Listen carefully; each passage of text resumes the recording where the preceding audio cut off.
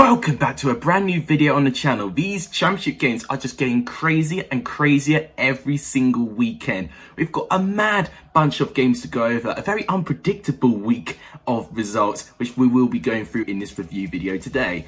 If you got a correct score, your comment will be on the screen right now. A couple of you did, well done for that. A lot of you did really well. Me, on the other hand, I had an absolute mare. I got 0 championship scores and 0 Premier League scores. I don't want to talk about it. It was one of my worst weeks ever.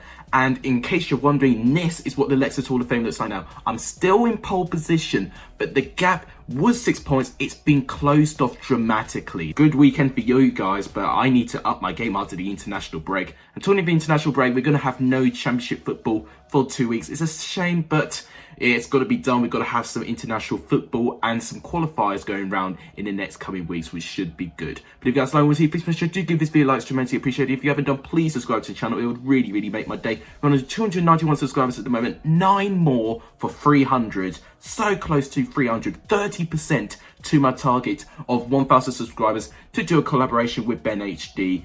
I'm not going to negotiate it any sort of way. I've not decided to do that. So if you want to see that collaboration, 1,000 subscribers by the end of the season, I think it can be possible, but the rate needs to go even quicker than it is. So if you can do that, that would really make my day. And to do that, please share my channel, please share my video. Just share it to your social media, share it to friends, and to people who might like my channel. All of that would really make my day. But without any further ado, let's go through these bonkers games. So we'll start off with Friday's game, Coventry and Bournemouth. Bournemouth edged out a 3-1 victory, and it was well deserved. Bournemouth were absolutely brilliant. I have to say, I did undermine Bournemouth at the start of the season, but in this game, they looked really good from the attacking sense. Their first goal, for teamwork in that goal, with Jack Stacey to Gosling with a back heel to Solanke, giving it to Jefferson Lerma to shoot it past Marossi and making it 1-0. I mean, that sort of understanding, I love a good team goal, and that was right up there. Although Coventry did get back into it when they won a penalty, Lewis Cook fouling Godden. I do understand why it was given. It was a bit clumsy from Cook. Godden scores, that made it 1-1, and Coventry, I thought, may kick on from it, but Bournemouth actually really showed their character. They are showing intent to get out of the championship already, and it was Dan Gosling with 2 quick-fire goals in the second half. The second one from Madonna Solanke's shot, it got blocked, but Gosling found the space and shot it. But the third goal for Coventry's circumstances will be very disappointed of how no one closed Gosling down. He had so much space, shot it well, and it went past Marossi, and that made it 3-1. Although the game didn't end there, there was a red card for Gustavo Hamer following a slap to the face of Steve Cook. It was definitely not needed, and he got off for violent conduct. A disappointing defeat for Coventry. I don't think they're going to be as safe as most people would expect. They were a little bit flat, and Bournemouth were just leagues above Coventry in terms of their quality, their movement of the ball, possession, chances, everything. And if Bournemouth can continue like this, especially with the great performances they already put out, I mean, they already took Manchester City, nearly taking them out of the Carabao Cup, I say Bournemouth can have a really good season. I'm really excited to see how Bournemouth respond after the international break. And then we go to a result I did not see coming until FIFA correctly predicted this result. Norwich 0, Derby 1. I should have seen this coming. Derby had a much stronger record against Norwich and vice versa. So I can't believe I didn't back the stats. But if it's one thing that I've learned, stats actually do matter in this case. Norwich, despite looking very dangerous and pressuring Derby, especially in the first half, second half they were completely flat. Max Aarons, I think, had the closest to going ahead with a shot saved by Marshall. Although Pukki was given the opportunity on the play when he won a penalty. He runs, he slips, and the shot just pings off the crossbar. Really unfortunate for him, and Pukki's just not finding his form so far. He's only scored 1 goal in 19 appearances, which is not a great goal return record for him at the moment. But then Derby started growing into the game. They started having more chances, and from their direct play, they looked really dangerous. They eventually got their chance from a free kick, Wayne Rooney territory. He started up front today, which was an interesting tactic by Koku, but I actually think it worked. Rooney's work rate up front was actually really good, and I think it really helped Derby, especially with the young squad, to look up for someone as experienced as Rooney, England's top goal scorer and Man United's top goal scorer. He stood up with a free kick. Tim Krul, I think, will be disappointed by how much space he gave Rooney, but it was a fantastic free kick by Wayne Rooney. That was the difference, and 1-0 Derby. They get their first win of the season, a much needed result for Derby getting into the international break, so it's not completely disastrous form. Obviously, Derby would have wanted a better start, but now they've got this win off the back against a tough side like Norwich. maybe Derby can kick on from the international break. As with Norwich, inconsistent start at the moment. You know, there's not been one performance where I felt really comfortable watching Norwich play and dismantle a team. I think Norwich definitely need this international break to make things gel. And then a snooze fest at Ewood Park, Blackburn 0, Cardiff 0. It was going to be coming. Blackburn was scoring so many goals for fun, but it was going to be a side like Cardiff to prevent it. And to be honest, I actually think it was a really close game. Cardiff, I say, edged the first half actually with the terms of chances. Junior Hoilett nearly scored against his former club, but Kaminsky made a great save. I don't know why he used his left arm in saving it, but he actually saved the shot pretty well. Adam Armstrong, I think, had the best chance of the game. He was put through on goal, but unfortunately his touch was poor and Smithies managed to collect very well. Cardiff definitely, I would say, in terms of their direct play, looked really good and actually really affected this Blackburn squad. I know Blackburn squad wasn't full strength and Eddie Ham was injured in the back line for Blackburn, but either way, it didn't make much of a difference because they still kept a clean sheet. But unfortunately, neither one of these sides looked like scoring. It was unusual scenes for Blackburn for not scoring the amount of goals that they've already had done this season. Cardiff, you have to give them credit. They were very organised at the back and they got what they probably wanted, which was at least a draw out of it. So both sides so far, I'd say Blackburn definitely in the upper hand in the top 6 at the moment. They'll have a terrific start to get into the international break. Definitely better start than what they had last year. In terms of Cardiff, bit of a mixed bag, but actually some great performance following some pretty poor performances. So if they can fix their consistency in the international break, I think Cardiff can have a really good championship season. Then Wycombe's search for a first goal continues as Luton beat them by 2-0. Although I do have to say, I think this was Wycombe's best performance so far. Yes, maybe their one against Rotherham may have been a little bit more stronger, but I actually would say they competed with Luton, and Luton have had a great start to the season as well. And as the way performance goes, much better than what they had done against Blackburn. But having said that, Luton should have scored so many goals because there was about 3 to 4 goal line clearances from Wycombe's defence. You know, they did really well in that aspect, but eventually Luton did start to stretch them out a bit. And when they approach forward with pace, that is when the defence ultimately crumbles. You know, they can anticipate playing well, but when it's pace, the defence just panics. Say Wycombe did have a good chance with Darryl Horgan going to the left-hand side, but it's a great save by Simon Sluga. But apart from that, Wycombe just did compete well in terms of keeping the ball, but making chances. They didn't create all that many. And Luton did take their chances. Penny Roddick Panzu, I mean, what a name. Double barrel name, which I'm a big fan of. He scores just from distance, getting past the reach of Alsop, who had a terrific performance in goal, in my opinion. And then Elliot Lee finishes it off from close range. That made it 2-0 to Luton. Luton have had an unbelievable start right now, collecting 3 wins in their first 4 games. I mean, I would have not seen that coming from Luton at all.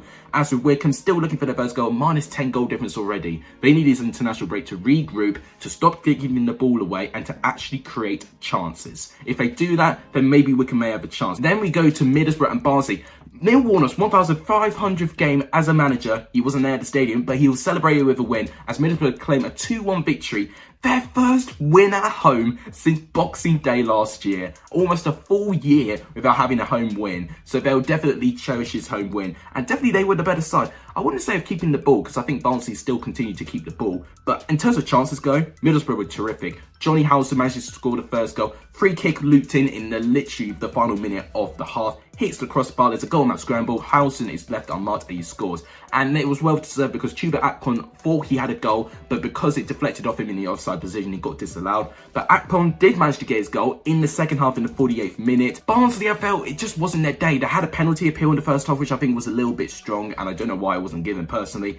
And Barnsley just couldn't create chances. Middlesbrough at the back were very well defensively, and that is what frustrated Barnsley. They did get something, they did get a penalty conceded in the 89th minute, and Corley Rudger managed to score Barnsley's first goal in the championship. But apart from that, that was just all that Barnsley offered. Right now, Barnsley only have 1 point so far. There's a load of expectation on Barnsley so far this season because of the form they had at the tail end of the season. But I did foreshadow that Barnsley are not going to have a completely easy start. It's so difficult to repeat that form you had near the end of last season. Look at what Man United are doing right now in the Premier League. So it's difficult to take that great run of form at the end of the season and repeat it in the beginning of the season. Give Barnsley time because I do think Barnsley can survive with the squad they have. As in Middlesbrough, I definitely see some progress under Neil Warnock. I think with a full season, Middlesbrough could potentially be in around the top half of the table. I think they could definitely have the squad for it. Chuba Akpom looks such a player. I'm so excited to see how many goals he'll score for Middlesbrough at the end of the season. And then to the other side, still pointless, Nottingham Forest losing to Bristol City by 2-1. Bristol City maintaining their 100% start, but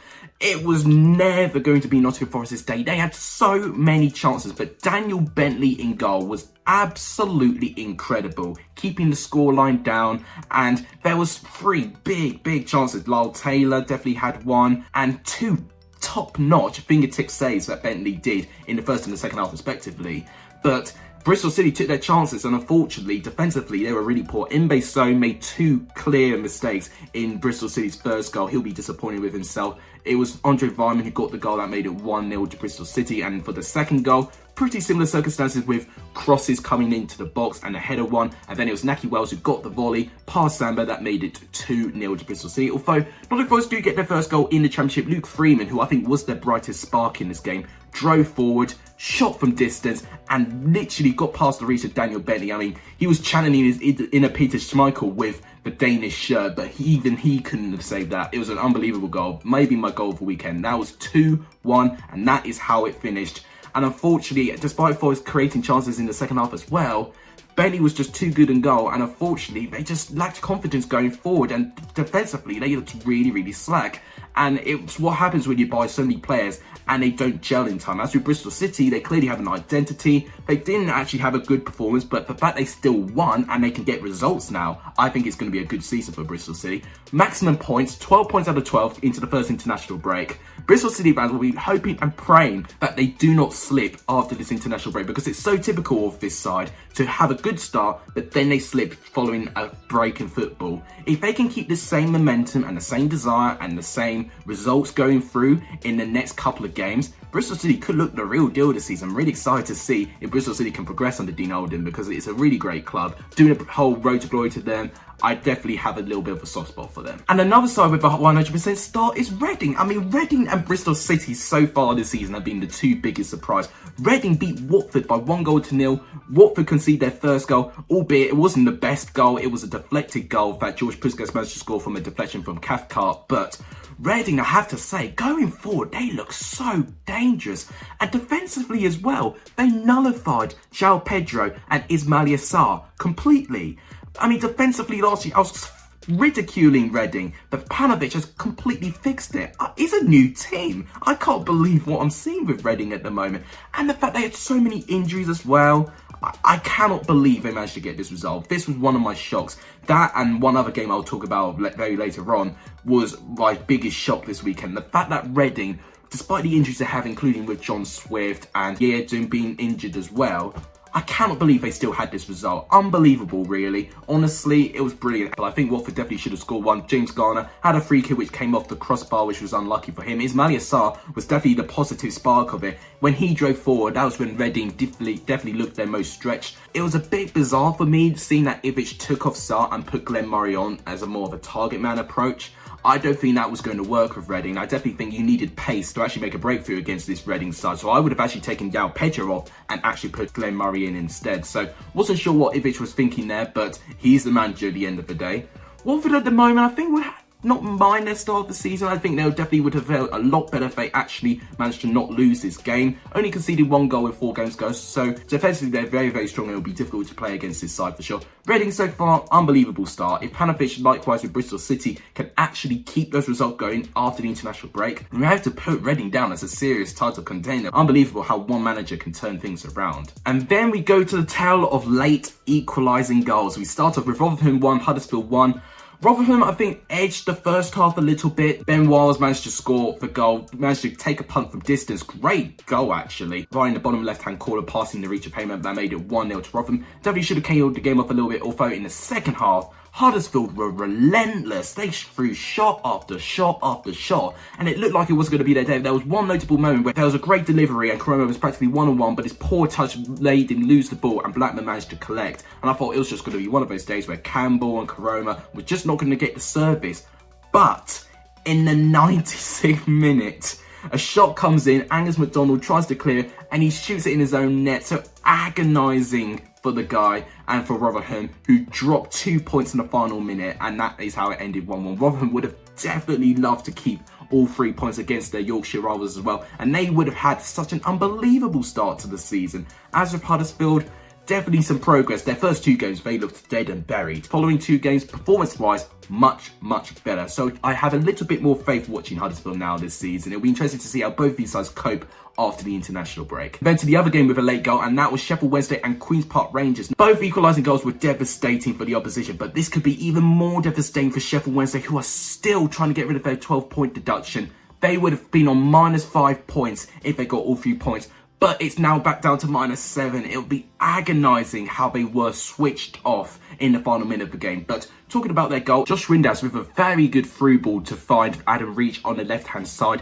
managing to do a dangerous delivery in the box, and Yoran Barbe slides it into his own net, so poor from his part. That made it 1-0 to Wednesday. However, it will be so disappointing for Wednesday that they didn't manage to get their game management to end the game to end that way. Queen's Park Rangers, to be fair, were pretty good in this game. Jeff Cameron managing to hit the post in the first half, which was practically the only opportunity in the first half. It was such a bad game. And then Luongo should have ended it where he hit the crossbar, where he was practically on his own in the box. But that opportunity cost Sheffield Wednesday, where a looping ball came in and it met the head of Macaulay Bonne, getting a debut goal, and that made it 1-1. A snatch and grab point for Queen's Park Rangers, who I think would like their start at the moment. Sheffield Wednesday, they managed to get 5 points in their first 4 games. Not bad, but they definitely need to try and overturn their 12-point deduction by the time the next batch of games come after the international break. Definitely not playing as bad as I thought they were going to, so Sheffield Wednesday can definitely look at that as a positive. Very sorry guys, I had to change the lighting there, it got way too dark there, sorry about that. But we'll now go to Swansea 2, Millwall 1. I'm actually a little bit disappointed with Millwall with this performance actually. When they played so well against Brentford, I thought I was seeing some potential promotion winning performances with Millwall, but right now in that performance there, they were really below par. I mean, the first half was atrocious to say the least. There was practically no opportunities. In the second half, things got much better as Jake Bidwell ended his 45-game drought with a goal, and another defender, Ben Kabanga, managing to score for Swansea as well, following a goalmouth scramble from a free kick. Before Kabanga got his goal, Millwall did equalise. Freddie Moonman did have a bug, and no pun intended, that buggered my Gaffer Fantasy League team. Moonman was out and Bender had to go in, and he had a poor clearance, found in a Millwall player. Bradshaw, definitely not the strongest of shots. I think Bender should have probably saved it, but that made it 1-1. But following Kabanga's goal, as I said, with the goalmouth scramble, that made it 2-1, and that was the difference. Swansea right now performing very well. 10 points out of 12. The only points dropped were against Birmingham, which I think they were stronger than Birmingham in that game as well. I have to say, Swansea, I definitely will have to say, are definitely going to be a team that's up there this season. I don't know with Millwall right now. They're still a team I'm not too sure with. It's a bit similar to Norwich. I expected a little bit more from the opening games, but they could turn out good after the international break. So Millwall could definitely be a dark horse this season. And then we go to one of the nuttiest games I can remember recent memory. Now, this is the antithesis of a game of 2 halves. Brentford 2, Preston 4. So Brentford win 2-0 in the first half with a quick Ivan Toney double. He scored in the 8th minute. Poor defending on both goals, really, failing to pick out Ivan Toney's runs. He timed both of his runs to perfection, scoring a great shot past Rudd that made it 2-0 to Brentford at half-time. But Preston just turned into a completely different beast in the second half. I mean, I don't know what they had at half-time, but I want it, because they were absolutely terrific, and Brentford could not deal with the intensity. Scott Sinclair with 2 goals in 8 minutes, and following a 19-minute rampage, they score 4 goals. As I said, 2 of them were from Sinclair, and then Brad Potts manages to get Preston ahead from a great composed shot. Poor defending on Brentford's part, by the way. And then even Sean Maguire manages to get a goal, and that made it 4-2 to Preston. I mean, this result was needed for Preston. They were absolutely brilliant away from home against Norwich as well. Away from home, Preston look absolutely terrific, a bit similar to Cardiff. Look good away from home, but at home, they don't look all that great. If Preston can perform like this every single game, they'll definitely be a contender for top 6 again. Brentford at the moment, definitely, I'm not too sure where to put my finger on. They're going to be on another category along with Norwich and Millwall. Expected a little bit more from them in the opening games, but I think they'll definitely improve. Saïd Benrahma did actually get a few minutes today, which actually interested me. We'll find out in a matter of days, probably even today, if Benrahma is going to stay at Brentford. So it'll be interesting where the developments go. If he stays, maybe Benrahma could definitely turn Brentford around. And then to end it off with a very uninspiring, boring 1-1 draw between Stoke and Birmingham. Birmingham took the lead in the second half from a corner. It was well delivered. Honey Dean won the header. That made it 1-0 to Birmingham. And then Stoke equalised. I think they did deserve it because I think Stoke definitely had the better chances. Stephen Fletcher had a free kick which did come off the crossbar. He was unlucky he didn't beat Etheridge there. And Lee Gregory definitely had a header practically 2 yards from goal. If he headed it down, it would have been a goal. But he headed it up and it went over the goal. So I can't believe he missed that. It was an unbelievable chance. Nick Powell scored it. It managed to get a bit of a deflection when 4 Birmingham players managed to try and get the challenge. And then it just completely bewildered Etheridge and unfortunately couldn't keep it out. And that made it 1-1. And I think the justified result.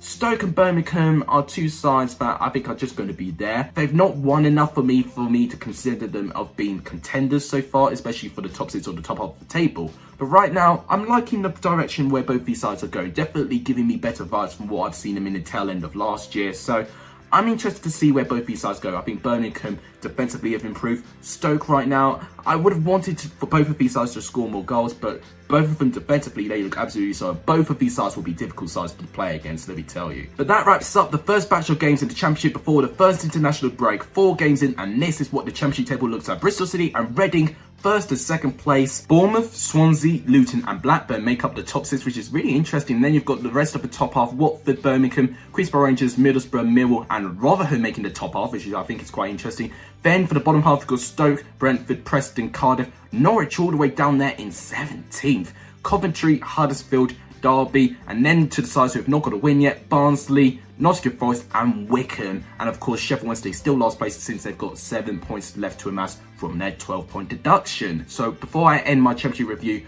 my player of the weekend, I think I'm going to have to give it to Scott Sinclair with the impact he had for Preston. He got 2 goals in 8 minutes, and it was his 2 goals that lifted Preston for them to win 4-2. Although Daniel Bentley was very, very close. I'm giving my player of the weekend to Scott Sinclair. My result of the weekend, undoubtedly that result. Brentford 2, Preston 4. Completely threw me off guard. Although Reading 1, Watford 0 was also close as well. And then my goal of the weekend. Gosh, there were so many long distance goals. And that team goal from Bournemouth as well was also really good. But I'm going to give it to Luke Freeman's Thunder Strike, because it literally came out of nothing, really took me off guard. Benny was on fire, but even that shot he couldn't save. I'm going to give my goal of the weekend to Luke Freeman. But that wraps it up for today's Championship review. If you guys like what you see, please make sure you do give this video a like. It's tremendously appreciated. If you haven't done, please subscribe to the channel. If you're new around here, my name is Alex. I do Championship and football content as often as I can. If you want to see more, please subscribe to the channel and give this video a like and suggest what I should do during this international break. If you haven't done, please share the channel. It would really, really make my day. But that wraps it up. Thank you guys so much for watching. You guys have enjoyed the end of this video. And as always, take care, guys.